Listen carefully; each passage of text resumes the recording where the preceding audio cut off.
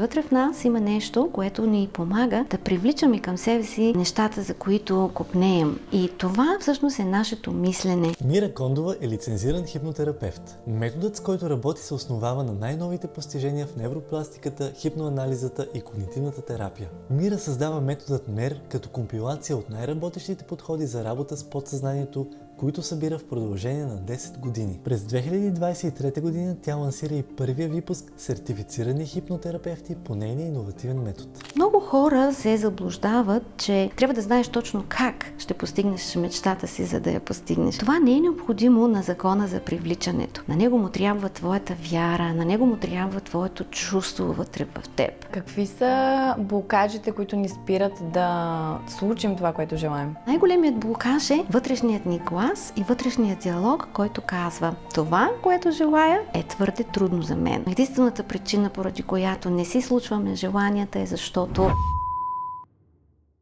Хей, радвам се, че следваш това, което правим за теб.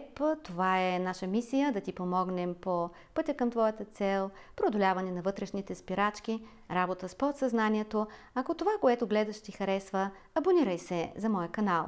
Натисни бутона Subscribe. Имам една малка изненада. Всеки месец на случайен принцип един от новите абонати ще получи напълно безплатно хипнотична регресия с мен към формативните години на детството. Така че не пропускай този шанс. Абонирай се за моя канал. Натисни бутона Subscribe. Сега. Мира, какво се разбира под препрограмиране на мозъка? Много хубав въпрос. Малко хора знаят с какъв прекрасен инструмент сме надарени. Човешкият мозък, човешкият ум функционират точно като един компютър. На компютъра му трябват програми, за да функционира. А убежденията, които поддържаме вътре в себе си, са един вид програма за ума, за да знае той какво поведение да изявим, какви мисли да мислим, как да живеем, какво качество на живот да имаме. Така че програмирането на ума е същото, както програмирането на компютъра. Каквато дума си кажеш, каквото вярване изградиш, каквато вътрешна команда си подадеш, така ще действаш и такъв всъщност живот ще преживееш, такава опитност ще създадеш. Чудесно. А може ли да ми кажеш от твоята практика какво си събрала като информация относно манифестирането на нашите желания? Да, ние всички бяхме много въодушевени, когато излезе книгата "Тайната" на Ронда Бърн. Бяхме въодушевлени, защото разбрахме, че вътре в нас има нещо, което ни помага да привличаме към себе си нещата, за които копнеем. И това всъщност е нашето мислене, това е нашето въображение. Много скоро обаче ние се разочаровахме, защото разбрахме, че ние не знаем как да прилагаме закона на привличането. Това, което искаме, просто не ни се получава. И тогава, всъщност, законът на привличането стана нещо като мит. Това е онова нещо невъзможното. Но единствената причина, поради която не си случваме желанията, е защото много ни е трудно да повярваме, че можем да го направим, че това, което аз желая, това, което аз мечтая, е възможно за мен. И това пак е свързано с точно тези програми на ума, за които говорим. Ако на моят ум не му е познато, че аз мога добре, на мен ми се получава, моята дума е закон за мен. Ако това не ми е познато, това не е програма, която работи в мен. В повечето случаи програмите, които работят в нас, са точно обратното. Не ми се получава, аз не съм достатъчно способен, пак на куция кон заложихме, ще се проваля, както и следващия път. Твърде е трудно, твърде е сложно, не зная точно как. Много хора се заблуждават, че трябва да знаеш точно как ще постигнеш мечтата си, за да я постигнеш. Това не е необходимо на закона за привличането. На него му трябва твоята вяра, на него му трябва твоето чувство вътре в теб.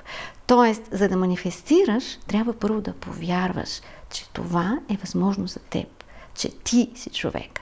Второ, за да манифестираш, трябва да можеш да си представиш това, което искаш, като вече случило се и да се изпълниш с това чувство, с тази радост, че вече го имаш. Като си помислиш всички неща, които искаме точно заради чувството.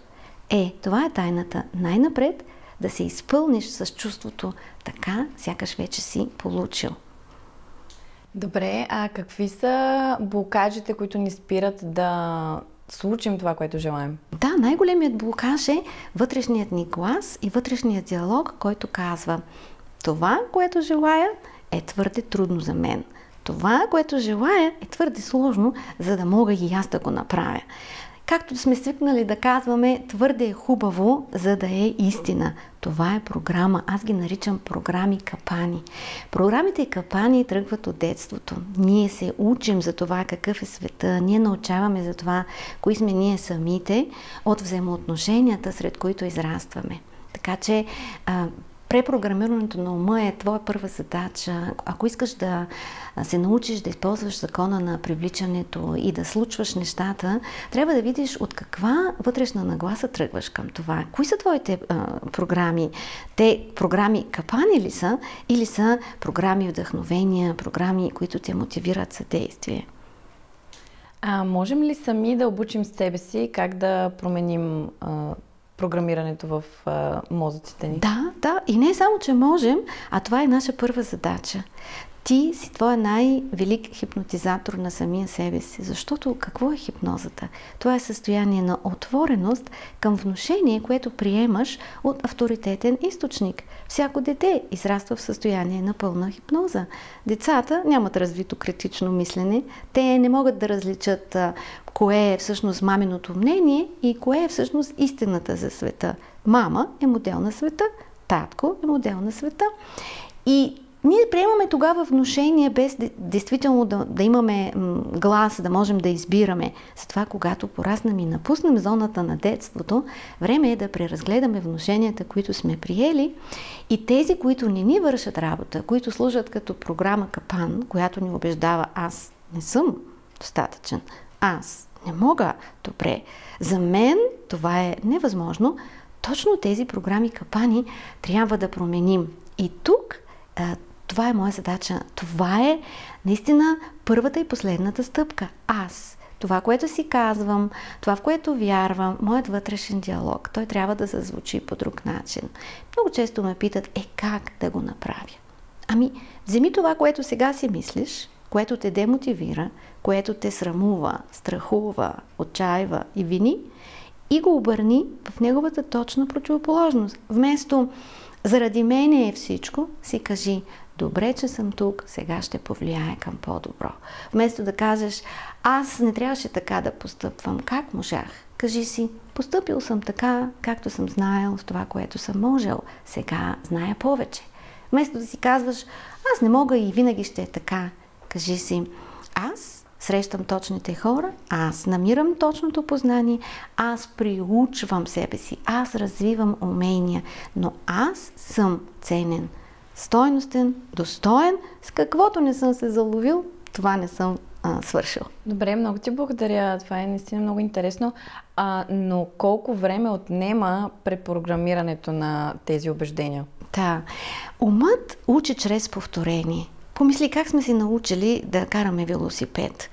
Започваме най-напред с пълно незнание. Как ще направя това? Хем да стъпя на педала, хем да държа двете ръчки, хем да гледам напред, хем да мисля как да завия. Умът учи от това, което повтаряш всеки ден. Колко бързо ще се научиш да караш велосипед, зависи от това колко редовно, постоянно, с отдаденост, с желание и с вяра ти ще правиш необходимите действия, които те водят точно към целта. Ако аз уча да карам велосипед, аз мога да се науча и за 3 дни. А мога и за 3 години да не се науча, ако го захвърля в килера и повече никога не се опитам. Това да предприемаш последователно, отдадено действие, с вяра, с радостно чувство, това е ключът. Умът много бързо усвоява. Знаеш ли, подсъзнанието винаги автоматизира това, което се повтаря най-често, за да те улесни. Добре, че имаме този навик да помниме това, което правиме, за да не се налага всеки ден да се учиме да караме велосипед наново. Проблемът е обаче, когато сме автоматизирали внушения, смущения, програми, капани, които идват наготово, автоматично, бързо, несъзнато, които ни спират. Стопират ни точно тогава, когато искаме да излезем на светло, да се изявим, да поставим себе си на първо място, и които служат просто автоматично като спирачка. Искам, но не мога. Искам, но да не би пък да се изложа. Искам, но нямам подкрепа. Всичко това, което идва в подчиненото изречение, обаче, защото, понеже, е израз именно на тези програми капани, които умът е автоматизирал. И за да се промениш, трябва да промениш точно тези програми, които ти така или иначе си подал на твоят ум, направил си го като дете, несъзнателно, сега трябва да го направиш нарочно, предумишлено, с цел. Добре, благодаря ти за това подробно обяснение. Ме ми е интересно да те попитам, има ли нещо, което ти си препрограмирала за себе си? Тоест, какво си препрограмирала по-скоро за себе си? Аз израснах по времето на социализма, в работническо семейство, любящи родители. Тогава обаче ние живеехме във време, когато да бъдеш различен беше много проблематично. Тогава ти принадлежиш към чавдарската организация, комсомолската и така. Живеехме в един свят, в който сравнението се смяташе за норма. Трябва и ти, като Боряна от 7-ми етаж, да имаш лента отличник на 24 май. И моите родители, аз забелязах, че те бяха особено щастливи, особено горди тогава, когато аз имах добри оценки, отлични. Аз бях едно изключително емпатично дете, преживявах всяко тяхно чувство като свое. Между другото, децата много често правят това. Детето е зависимо от социума, в който се развива. И много скоро аз разбрах, че като дете моята максима беше, ако единственият начин мама и татко да са спокойни е аз да се напрягам, ще го правя. И започнах да се напрягам да имам шестици, да имам лента, да постигна и следващото. И това ми доведе много летяща тревожност, много пристъпи на стомашни неразположения. По-късно, когато работих върху себе си, осъзнах тези неща именно в регресия към хипнотична регресия към формативните години на детството. И трябваше да поработя с вътрешното си дете, за да го освободя от тази максима. Ако единственият начин мама и татко да са спокойни, аз да се напрягам, ще го правя. Всъщност истината е, че нито един от тях двамата не е искал аз да се напрягам. Това беше мое детско решение. И това всъщност беше моята програма Капан. И сега вече зная, че това не работи, че това не е основателно, не е необходимо. И сега моята мантра е вътре в мен е тихо. Това като антидот на програмата Капан, която аз всъщност деинсталирах и на нейно място сложих програмата каквото и да правя, вътре в мен е тихо. И най-интересното, знаеш ли кое е, че когато бях дете, просто нямах мира, вътрешно в себе си нямах мира. И сега мира е точно моя псевдоним, с който аз помагам на други хора да си върнат спокойствието, да си върнат баланса, да си върнат свободата, да бъдат себе си просто такъв, какъвто съм, вече съм достатъчен. Да, чудесно. Може ли да дадеш и малко по-подробно обяснение за това какво точно е хипноза? Тъй като доста хора смятат, че това е външна намеса в ума, нали, казват си, няма да ми се бърка никой отвън.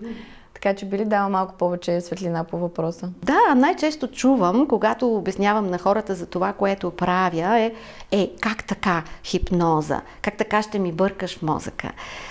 Терапевтичната хипноза не работи с твоя мозък, работи с твоят ум. И той вече е достатъчно объркан. Нашата задача е по-скоро да го подредим по начин, който да работи за теб, за да постигаш твоите цели с лекота. Хората имат възприятие за хипнозата от това, което гледахме години наред по телевизията, сега и по YouTube. Хора, които излизат на сцената да квакат като патета или да правят такива смешни или абсурдни неща. Да, това е така, защото хипнозата е процес на приемане на внушение, към което ти си отворен за внушение от авторитетен източник. И тези хора, които излизат на сцената, те се съгласяват предварително да бъдат внушаеми към хипнотизатора. И в терапията ние използваме хипнотичното състояние като състояние на внушаемост, за да получим директен достъп до подсъзнанието. Тази част от твоят ум, която пази емоциите, запаметените събития, моменти, в които ти си бил хипнотизиран от това, което ти се е случило, изградил си съответни убеждения, искаме да стигнем до тях. Но когато работим с терапевтична цел, не е достатъчно просто да влезнеш в алфа състояние. Когато вече си в алфа, там се прилагат терапевтични подходи. Така че нямаш от какво да се страхуваш и много често съм чувала даже да ме питат, а няма ли да изгубя контрол? Напротив, с терапевтичната хипноза ти получаваш повече контрол върху твоето вътрешно съдържимо, което контролира живота ти. Знаеш картинката за айсберга. Всичко това, което е под повърхността на водата, точно хипнозата ни позволява да стигнем до него, за да го разбереш и за да го осъзнаеш и едва тогава можеш да го промениш. Ние не можем да променим неща в себе си, които не виждаме, не разбираме, не осъзнаваме. А хората спомнят ли си всичко, което е работено след като излязат от хипноза? Да. Понеже има и такова твърдение, че не се помни след това. Да, това, което всъщност е важно, когато излезеш от хипноза, е начинът, по който усещаш себе си. Винаги чувам едно и също, когато работим в хипнотична регресия и хората излязат от сесия. Боже, перде ми падна, разбрах, осветлих, олекна ми, сега съм заредена, сега съм мотивирана и няма значение какви подробности помниш. Най-важното, което ти трябва, го помниш. Аз мога, аз заслужавам, аз съм, точка. Това е достатъчно. Аз съм сила, аз съм мощ. Аз на себе си съм вожд. Това е това интегриране на аза, за което работим. И това е най-важното. Защото при всеки има различни ситуации, индивидуални са сцените, индивидуално е детството ти, то е уникално. Това обаче, което е общо за всички нас, е, че ние си връщаме силата след една такава сесия. Осъзнаването ти връща силата. Защото ти разбираш как сама си повярвал, си инвестирал своята вяра в внушения, смущения, програми, капани. И когато промениме гледната ти точка, това променя всичко. Чудесно, много благодаря. Може ли да ми обясниш и също така как точно се работи с метода регресия чрез хипноза? Това, което ти правиш. Да, точно така. Много е интересно най-напред да кажа, че това не е регресия към минал живот, а е регресия към формативните години на детството. Регресията работи с алфа състоянието. Всяка вечер, когато сложиш глава на възглавничката и си кажеш: о, аз се унасям, заспивам, но още не си заспал, това е алфа състоянието. В това състояние съзнание и подсъзнание се изравняват и ние имаме достъп до всичко това, което твоят ум пази като твоите програми.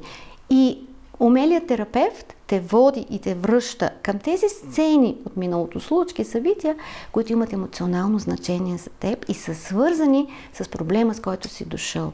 Къде, кога, защо и как разбрах, че за мен не е добре да говоря пред публика, че е опасно да говоря пред публика, че аз съм провал, че аз не съм добра майка, че аз. Защото това е формирано в детството и когато стигнем там, точно там можем да го преразгледаме, да променим значението, което тогава си придал. И това променя всичко. Чудесно, благодаря ти. Радвам се.